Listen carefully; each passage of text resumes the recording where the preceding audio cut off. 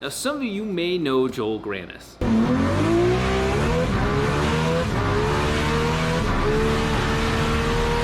Joel decided to help me out with a little problem I have on the 3-rotor. Might surprise you, this name is already on the 3-rotor. A Tremec T56 Magnum is already on the car hidden back over there. There's a couple issues with racing it as fast as I am, and one of those has to do with face plating.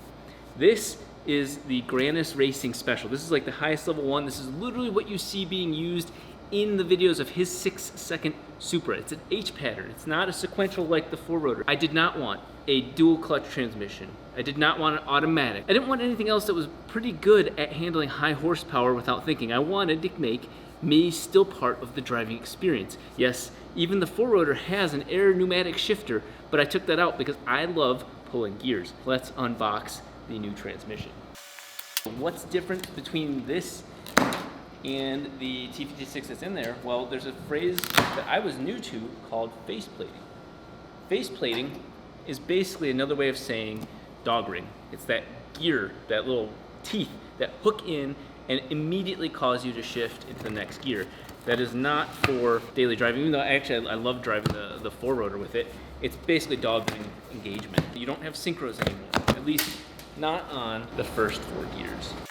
Here it is. This T56 Magnum, it's an F, so it's slightly long. So this is the hope right here for having a shifter that does not require linkage. On my transmission right now, I have the Sicky shifter, works well, but more linkage on top of linkage. This will definitely make life better. This is the 1000F, pinnacle of what you can get. He does have a new bell housing setup coming for RX-7s. He has an RX-7 himself. It is not rotary, so Joel, shame on you for that part. I guess it's time to set this thing on the ground and pull it up onto the table.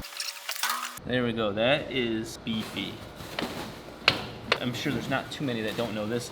The transmission simply takes the torque and horsepower coming out of the engine through the clutch and then spins it at different ratios out the back. 4th gear on this should put 1 spin in and 1 spin out. That's why a lot of people dyno at that, because it doesn't get weird and you can do all the math from there. That actually looks like it's in 4th gear right now, so it is. Both hands spin at the exact same time. I want to test the shifting before we put it into the car. So I happen to have this bolt and I think it'll work. We're in gear right now, we're in 1st gear. And that was 2nd gear. There we go, there's neutral. Oh, that is so, just shifting and, there's 1st, 2nd, oh, I was in 3rd, 4th. And then there's 5th, 6th. Of course, there's no load, so the synchro is gonna work just fine. Oh, I've never felt an H pattern, even with this bolt right here, just be so clean.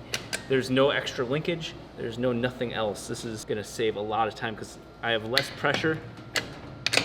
I can't speak highly enough about that.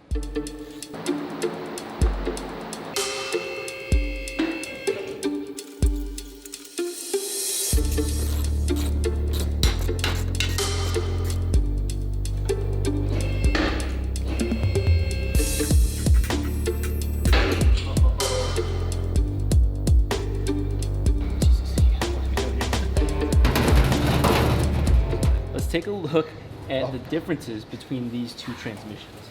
From the outside, they are basically the same casing. It's a T56 Magnum, which is a TR6060. The inside, obviously we know is much different, but that's not the only benefit to the Granis Racing one. This is an F. So they do make an F, that's not even Joel Granis' thing, but he's made a little adapter to simplify my shifting linkage. Right now, there's no shifter there. There's just a nut and bolt, but this is a Sicky shifter. Even though Sicky did a phenomenal job making this and solving the problem initially, you can see that there's just an inherent flaw in linkage. And you're going to have slop, you're going to require more torque to shift this into gear or to move it over. Now, I never had a problem with this. It works very well, but let's simplify it. Let's make that less things to do. So this is the stock T56 shifting position, which actually could also be in here, and they've shifted it back here thanks to Sicky. Joel's setup is right almost in line. It's still a little shorter. Fuck, these are shorter. We're finding that we have a couple challenges. It's not 100% quick swap, and that's okay. They're all small things, but one of the biggest issues is that in FD, normally you use an automatic rear starter, which reverses the starter if you guys are familiar. so the starter's not next to the transmission. Well, we said screw that, we're gonna use the traditional manual one, and we have a huge notch in all of our transmission pieces. So I am going to notch this transmission, more so the adapter plates that will notch first. So we'll put that on the mill, but we do have the issue that the transmission is too short. So what we're gonna do, with all of our 4-rotor experience now, A, we could just make this ourselves, but B, we just need to extend this 2 3/4 inch. We've got a couple contacts. Somebody needs to be able to help us very quickly extend the drive shaft because now our transmission is that much shorter. But we're gonna go ahead and take those parts off, clean them off, put them onto the new transmission, and then bolt the transmission in very quickly just to make sure. The one issue, the biggest concern I have, is that the shifter doesn't hit the dash area or the instrument panel of the RX-7.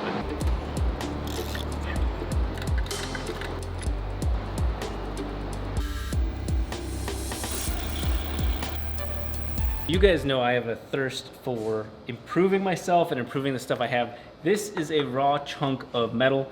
It was supplied to me with my T56 transfer conversion kit. Something that's always bothered me is it's just too chunky. And it was cut, it looks like a plasma cut to me, not a CNC mill. So this is 3/4 of an inch thick. So what I'm doing is I'm taking these lightning pockets out.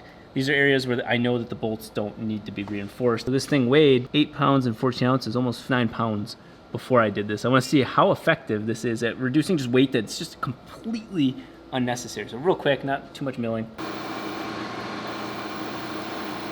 There are some lightning pockets. Let's see if all of that effort was worth it. Now, they're about halfway in, and obviously just strategically in different spots. Whoa, that took a lot of weight out of it. I was not expecting that much weight, to be honest. Almost exactly a pound of weight taken out of there. For this car, that really doesn't mean that much, but it's still neat. If we were an F1 team, that would have been probably $1 billion in research and development.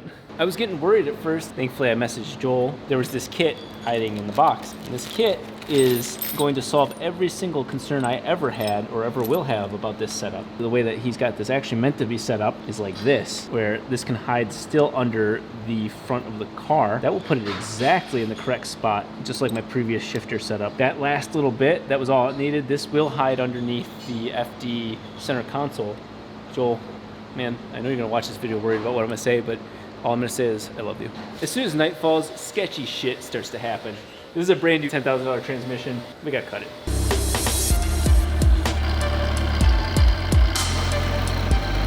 That has been one hell of a job trying to cut that while maintaining that as much as possible. Thanks to my wasp, as little of starter as possible in this area, and we are good. We cleared the area where this could potentially short with this casing. Maintain as much of the case as possible. We're ready to start putting this thing together.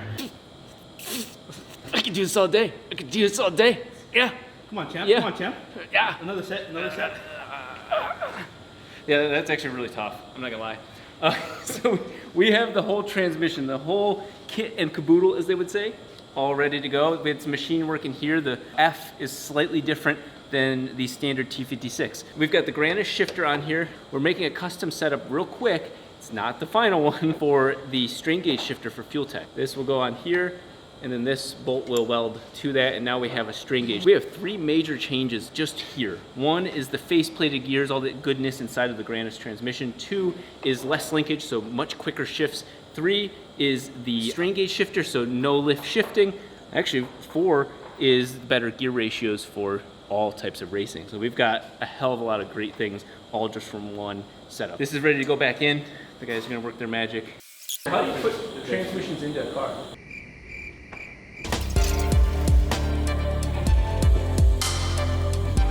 We're gonna hit right here. Reverse lockout's hitting the tunnel. It's hitting over there, and then it's hitting my least favorite part of the transmission, which is this reverse lockout, the solenoid. I hate this thing with a passion. I can make a real quick plate for that. That actually went really quick. The plate fits perfectly.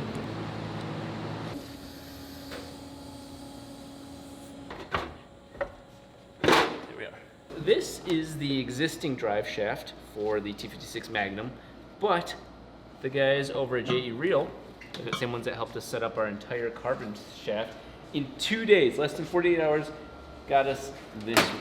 These guys are amazing. I simply asked if they could make the center part. They went ahead and made a whole replacement drive shaft for me. So wonderful guys. They've been an excellent partner in all the stuff we do, and I haven't broken anything that they've made yet. So this is 2 inches and 5/8 longer than the other one, and it accounts for the difference between the standard T56 and the T56F. I'm gonna go ahead and install this. Nice and easy slip spline that goes into the back of the transmission. This is the output shaft or input for this. And then 4-bolt U-joint. I think this is 1350, 1330, whatever. Pretty standard stuff. With loosening the diff just a little bit, it gets us past this nut. Then there we go. We've got that extra slop, so we're not actually shocking the drive chain.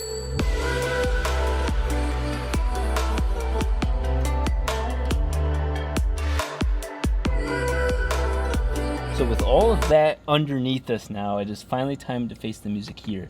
This is a beautiful first step, but look at that shifter, the grandest setup that he's got right there. I tell you what, it fits almost more perfectly. Doesn't even think it fits better than the previous setup. I've already committed to moving the fuel tech up to where it should be, because even with my previous transmission, as soon as I hit third, I couldn't see anything on the dash. There it is. Oh my God, so much less resistance. Oh, I might want to put that reverse back in. First gear, second gear, third, fourth. How fast can you do it? Let's see, let's see. Not bad. Yeah, thank you. With how short the gears are right now, that's how it's going to be. Now, 5th gear is synchroed, so that's normal, like traditional. 6th gear is synchroed. That's perfect. Now, we have one more trick up our sleeves with this part.